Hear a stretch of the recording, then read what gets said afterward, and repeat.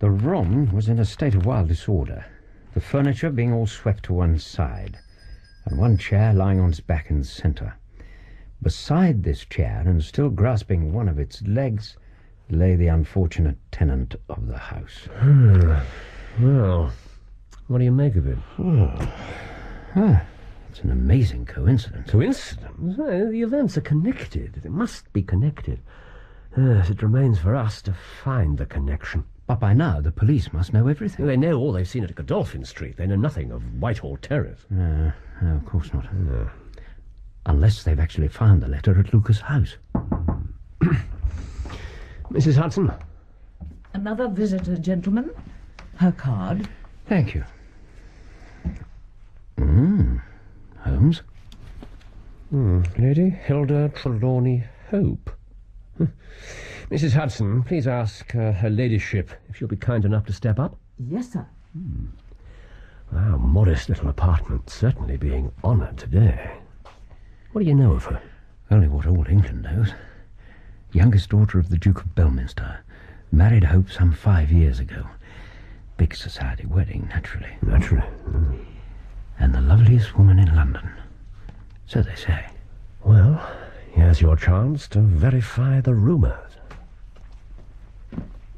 Lady Hilda Trelawney Hope, gentlemen. Good morning, madam. I am Sherlock Holmes, my colleague, Dr. John Watson. Your ladyship?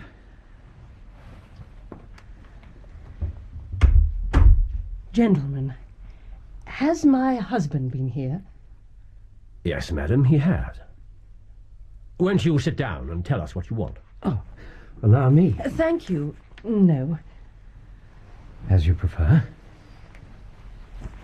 Mr. Holmes, Dr. Watson, I will speak frankly to you in the hope that you will speak frankly in return.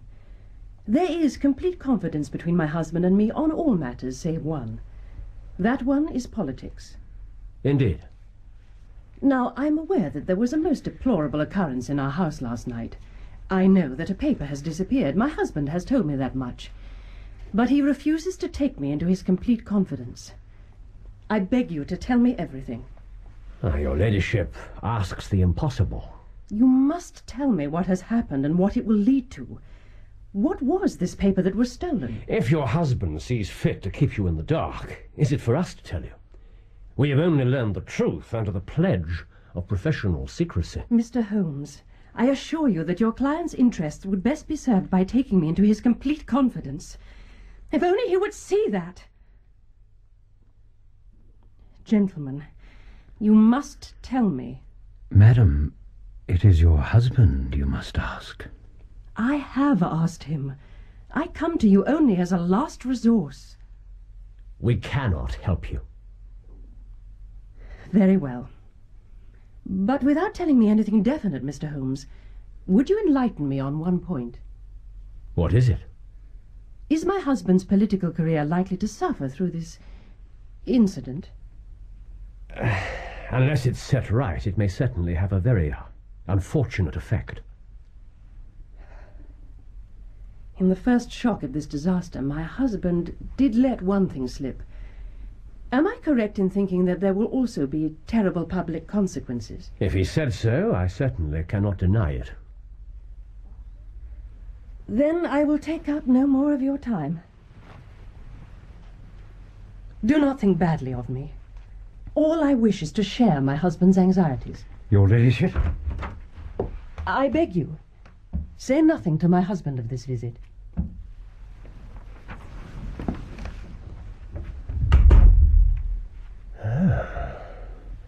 Now, Watson, the fair sex is your department. What did she really want?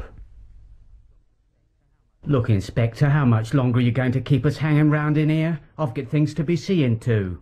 And so have I. There's so much to do. People to inform, arrangements to make. You know how it is. Oh, I know how it is, Mitten. I know exactly how it is. What do you mean? This is what I mean. You've been going through my stuff. You've no right. I've every right. Nice piece of workmanship, this. Inlaid mahogany, silver clasp, elegant spot of lining, and a very handsome razor. Bit out of your class, isn't it? Listen, I can explain. No? Perhaps you can also explain the monogram inside the lid. E.L. Eduardo Lucas, your late employer. Inspector, you're making a mistake. Please, Mrs. Pringle. I'm sure he can answer for himself. Wilmington? Not quite so cocksure now, are we? He gave it to me. It was a present. This isn't the only thing we found. Cufflinks, tie-pins, quite a nice little haul. They was all presents, every one of them. Presents you helped yourself to when your master's back was turned. Handy, were they, those trips to Paris? Until he caught you at it. No. What are you talking about? You want me to spell it out, do you? Mr. Lucas found out just how light-fingered you were, and he had it out with you last night, in his study, with all those knives so conveniently to hand. Oh, this is insane. There was a row, it turned into a fight, and that was that. She wants to share her husband's worry. It's natural enough, surely. Yes, but beneath the surface, excitement, restlessness, barely suppressed. She was certainly much moved. I don't think I'd go further than that. Remember, she comes of a caste who don't lightly show emotion. Oh, come on, under the circumstances. You observed, of course, that she deliberately stood with her back to the light. Well? She didn't want me to see her expression. Oh, Holmes. You could be right. The motives of women are so inscrutable. Their most trivial action can mean volumes, and their most extraordinary conduct depend on a hairpin or a pair of curling tongs. How do you build on such a quicksand? Oh, here we are. Godolphin Street. Inspector Lestrade? Mr. Holmes. Doctor, good afternoon. How are you, Inspector? A busy doctor, if you don't mind me saying so. Hardly in your line, this one, Mr. Holmes. Oh? Perfectly straightforward. The whole thing's solved. You have the murderer? The official force don't always need assistance in these matters, you know.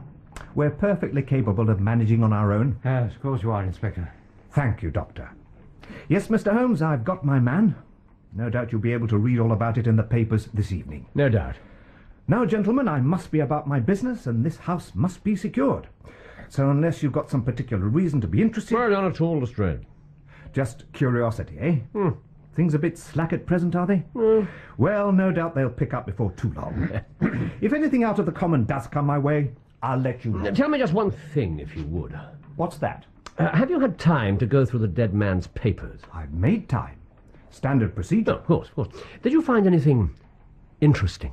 Not a thing. It's all as dull as ditch water.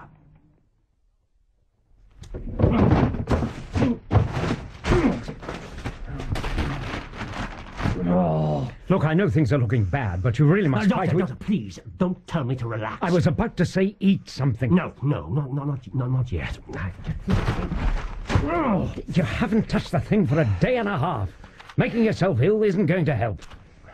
And neither is that. Not at the rate you're getting through them. You've not heard any news at all? No, nothing. Ah, the Lucas case. Still in all the papers. Huh? Died 2 days ago and not forgotten yet. Holmes, do you want to hear or not? I've seen it. Lestrade has let the valet go. Lack of evidence. So surely you weren't surprised. No, not at all. Did you see that they've gone through all of Lucas' effects? Yes, and found nothing out of the ordinary. Yes, I've seen it all.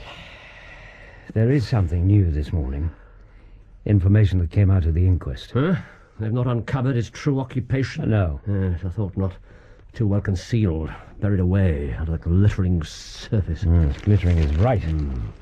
The deceased was a keen student of international politics. A remarkable linguist, a traveller, and one of the finest amateur tenors in the country.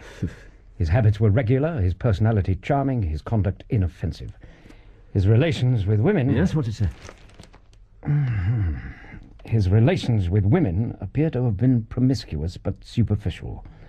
Mr. Lucas was known as an indefatigable gossip, a trait that must have contributed greatly to his appeal for the fair sex. An indefatigable gossip. Is that relevant? Perhaps. Perhaps.